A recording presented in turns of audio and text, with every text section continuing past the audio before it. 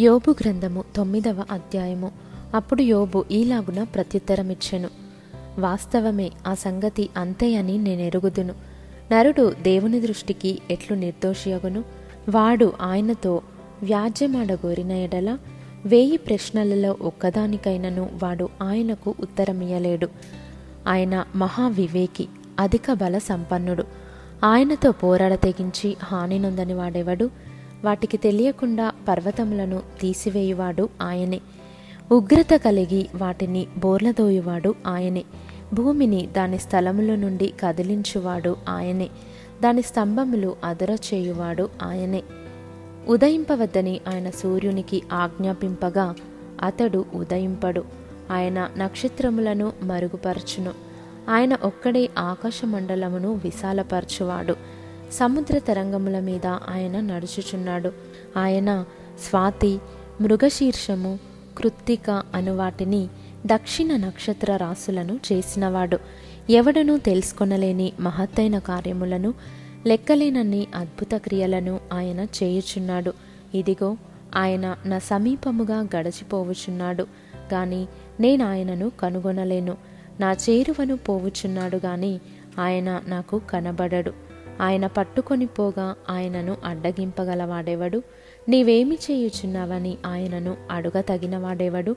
దేవుని కోపము చల్లారదు. రాహాబు సహాయులు ఆయనకు లోబడుదురు.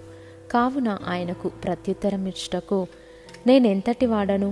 ఆయనతో వాదించుచు సరి అయిన మాటలు పలుకుటకు నేనేపాటి వాడను? నేను నిర్దోషినయుండినను ఆయనకు ప్రత్యుత్తరము చెప్పజాలను. న్యాయకర్తయని నేనాయనను బతిమాలు కొనదగును. నేను మొరపెట్టినప్పుడు ఆయన నాకు ఉత్తరమిచ్చినను. ఆయన నా మాట ఆలకించునని నేను నమ్మజాలను. ఆయన ఆలకింపక పెనుగాలి చేత నన్ను నలుగగొట్టుచున్నాడు. నిర్నిమిత్తముగా నా గాయములను విస్తరింపజేయుచున్నాడు. ఆయన నన్ను ఊపిరి తీయనీయడు. చేదైన వాటిని నాకు తినిపించును.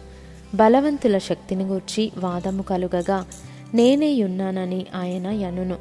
న్యాయవిధిని గూర్చి వాదము కలుగగా ప్రతివాదిగా నుండ తెగించువాడెవడని ఆయన యనును.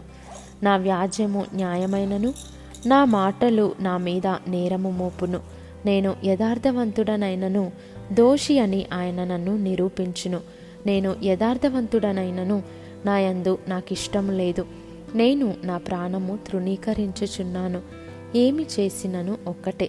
కావున యథార్థవంతులనేమి దుష్టులనేమి భేదము లేకుండా ఆయన అందరినీ నశింపజేయుచున్నాడని నేను వాదించుచున్నాను. సమూల ధ్వంసము ఆకస్మికముగా కలిగి నాశనము చేయగా నిర్దోషుల ఆపదను చూచి ఆయన హాస్యము చేయును. భూమి దుష్టుల చేతికి అప్పగింపబడి ఉన్నది. వారి న్యాయాధిపతులు మంచి చెడ్డలు గుర్తింపలేకుండా ఆయన చేయును.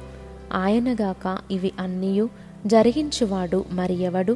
పరుగు మీద పోవువాని కంటే నా దినములు త్వరగా గతించుచున్నవి. క్షేమము లేకయే అవి గతించిపోవుచున్నవి. రెల్లు పడవలు దాటిపోవునట్లు అవి జరిగిపోవును. ఎరమీదికి విసురున దిగు పక్షిరాజు వలె అవి త్వరపడి పోవును. నా శ్రమను మర్చిపోయేదననియు దుఃఖము కూడానై యుండుట మాని సంతోషముగా నుండెదననియు నేను అనుకొంటినా నా సమస్త బాధలకు భయపడి వణకుచున్నాను. నీవు నన్ను నిర్దోషినిగా ఎంచవను సంగతి నేను నిశ్చయముగా ఎరిగియున్నాను. నన్ను దోషినిగా ఎంచవలసి వచ్చెను గదా. కాబట్టి నాకు ఈ వ్యర్థ ప్రయాసమేలా? నేను హిమముతో నన్ను కడుగుకొనినను, సబ్బుతో నా చేతులు కడుగుకొనినను నీవు నన్ను గోతిలో ముంచెదవు. అప్పుడు నేను నా స్వంత వస్త్రములకై అసహ్యుడనగుదును. ఆయన నావలే నరుడు కాడు. నేను ఆయనతో వ్యాజ్యమాడజాలను. మేము కలిసి న్యాయ విమర్శకు పోలేము. మా ఇద్దరి మీద చెయ్యి ఉంచదగిన మధ్యవర్తి మాకు లేడు. ఆయన తన దండమును నా మీద నుండి తీసివేయవలెను.